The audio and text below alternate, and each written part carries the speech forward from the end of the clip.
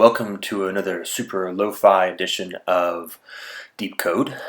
Today what I want to do is talk about a concept that I've mentioned a few times in my writing, but I don't believe I've mentioned in the videos, and that is supernormal stimuli, and a new idea that I've come up with and how we might actually be able to respond to them. So first, what is a supernormal stimulus?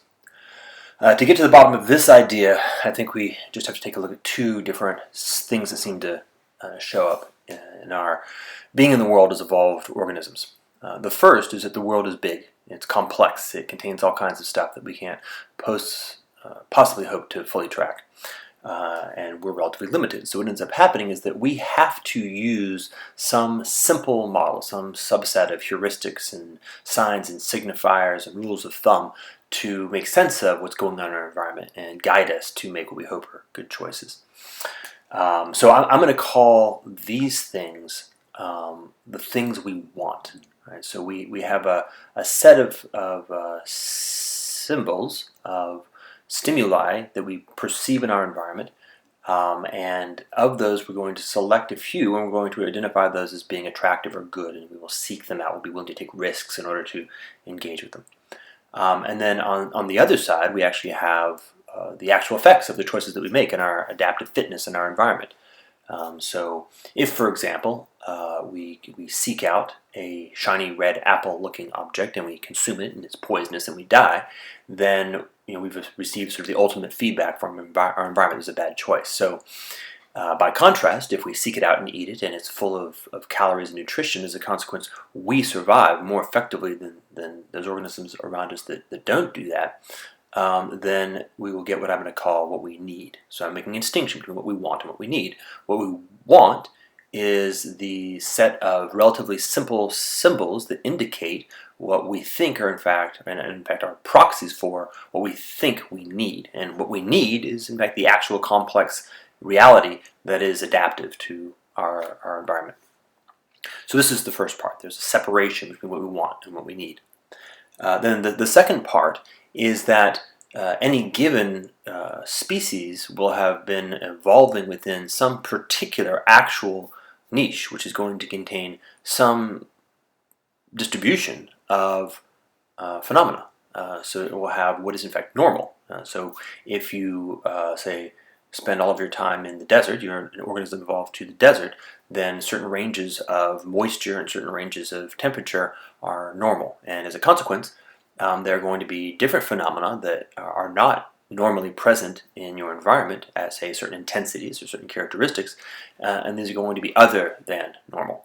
Right? So that's more or less it, which is that evolution evolves us to be fit, but only within the constraints of the selection pressures. And so if we find ourselves encountering something that is well outside of or different to the selection pressures to which we are adapted, we will not be adapted to it. Evolution doesn't just sort of make up lots of redundancy. It's really rather sloppy when it comes to that. Just enough is kind of a rule of thumb.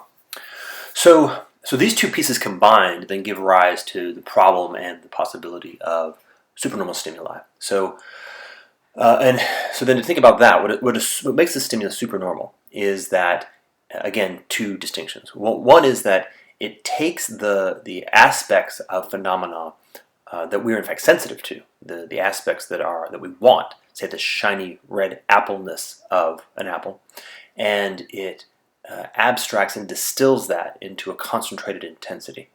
But simultaneously, it is not necessarily, and therefore quite frequently is not, present to and connected to the complexity of the phenomenon that was in fact what made it needful, why we actually were seeking it out adaptively in the first place. So you might imagine, for example, a fake apple. Right? It's very red, very shiny, very apple-ish. It has no blemishes. It looks like the perfect apple. And if you were to put a child who'd never encountered such a thing up to a table where it had a real apple and it had a sort of a super normal fake apple, the child might actually select the fake apple in spite of the fact that you can't eat it. It has no nutrition in it.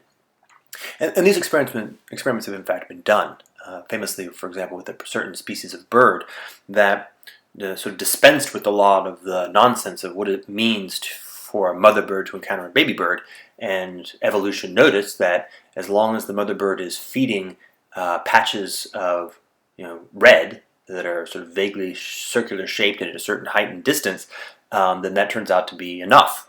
So the mother's want capacity is oriented towards patches of red. Its needfulness, of course, is to actually feed its offspring, but that separation is real. And so the mother only really identifies, its heuristic is patches of red of a certain intensity and color. And if an enterprising, and of course, this sort of thing works in the nest, right? Rarely, if ever, is it ever going to encounter a patch of red of a certain size and location in nature.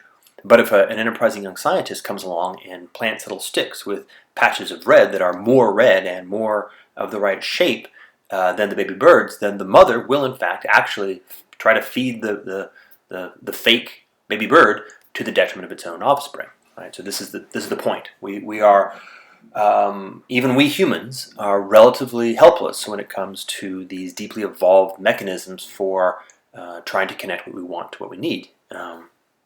And then, of course, the real problem that we're encountering somewhat massively now is that we humans have become extraordinarily capable of giving ourselves what we want, but haven't actually yet reached anywhere near the same capability of being able to ensure a binding in actual lived reality between what we want and what we need. Right? So junk food, for example, cotton candy.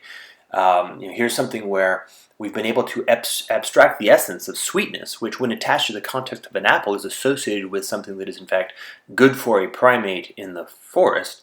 But we've abstracted it from that context. We've intensified it in the form of, say, cotton candy or Skittles. And we've completely eliminated the nutritional content that made it needful in the first place. And in point of fact, actually, in a market environment where you're actually playing precisely with the limits of a human being's capacity to make sense of the binding between what they want and what they need. Meaning, if you spend the energy, if you spend the money and effort to give people what they need, even if they have no capacity to actually know it because they don't want it, give people what they need but they don't want, you're very unlikely to be rewarded in the marketplace. And of course, you're quite likely to be punished if, as a consequence, your product costs more. So, of course, the marketplace will tend to select for an increasing skillfulness in being able to identify, isolate, and produce supernormal stimuli, to produce wants that are increasingly abstracted and separate from needs. And I don't really have to kind of put this in the lap of modern humanity. Huge portions of what makes up culture are supernormal stimuli. And music, all forms of storytelling, all forms of fashion and dress and makeup. Frankly, many of our vocal inflections are themselves supernormal stimuli because we have this capacity to identify what other people want and what we want, and to generate that in the world. But connecting beyond that and leaping the gap between wants and needs has so far proven to be very difficult.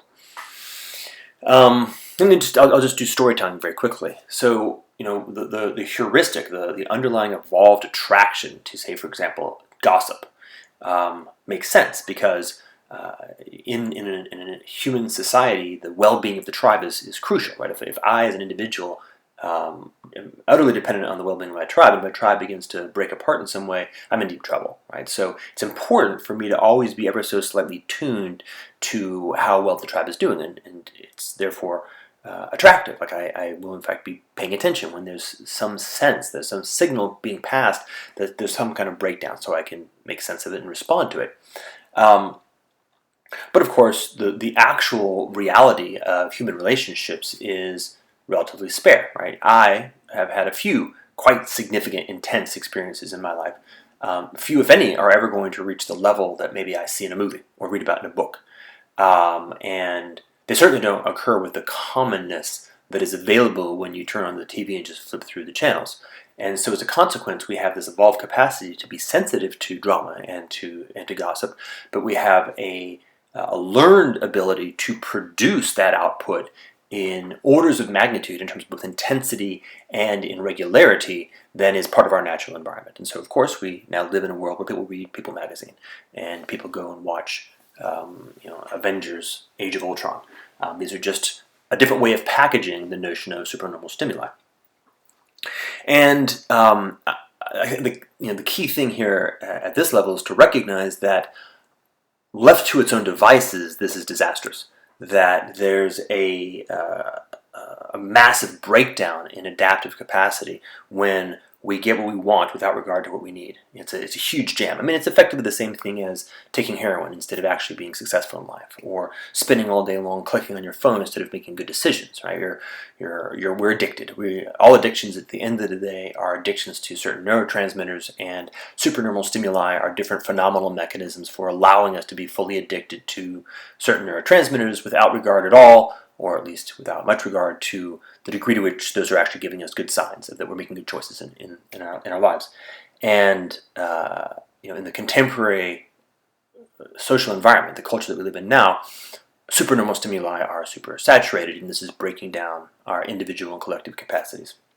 So how might we respond to that? And here's where I have something which is very much conjecture, but I think it's very interesting, because I suspect we may have actually figured this out. We just have lost the thread.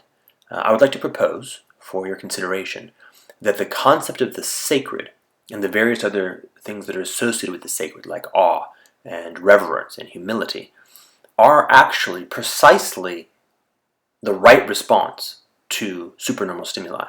In fact, may have in fact been developed among humans for that reason.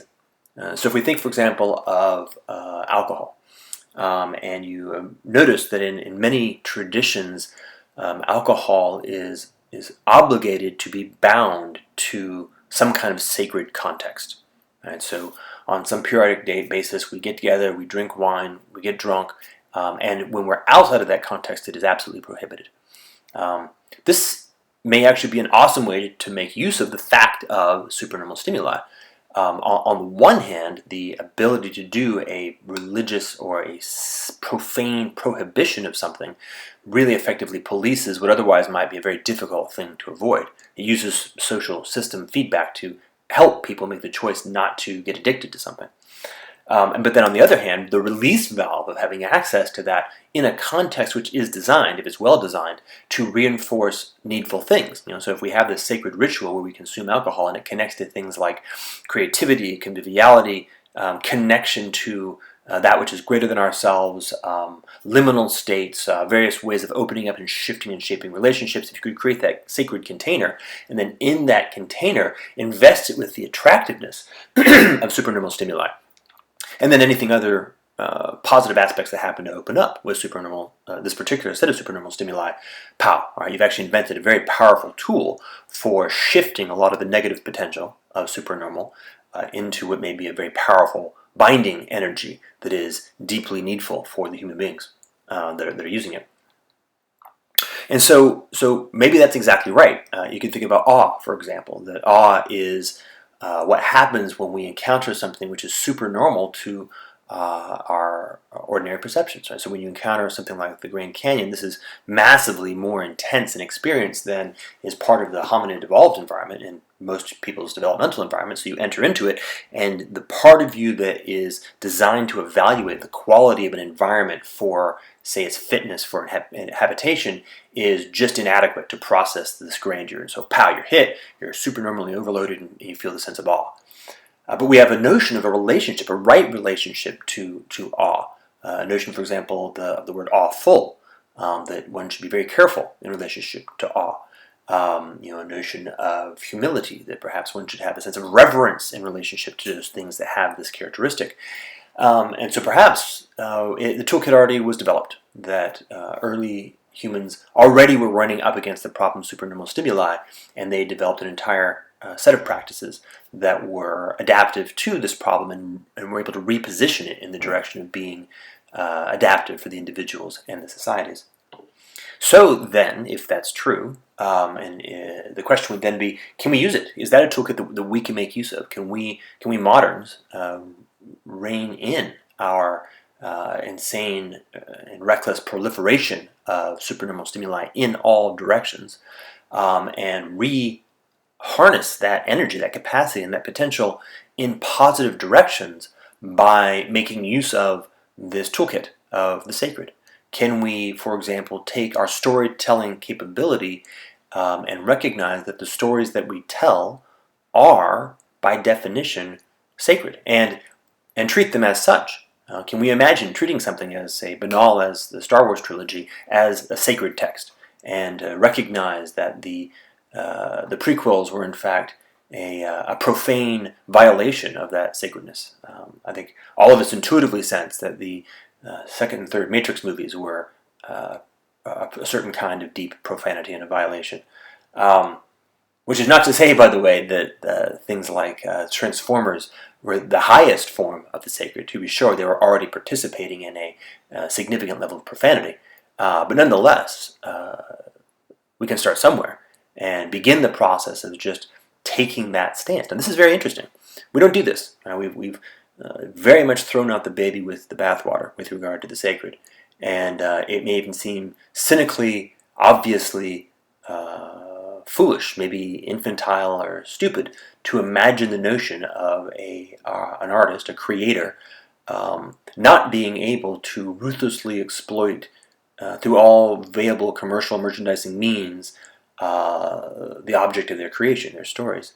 And yet, perhaps that is precisely the antidote. And by the way, I'm not piling on storytellers. I just happened to have watched the movie Ready Player One recently, so it's ready to mind.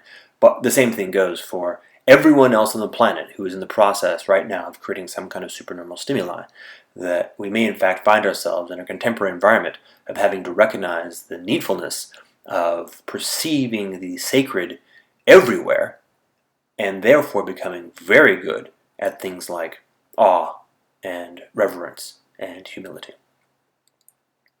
Well, perhaps worth consideration.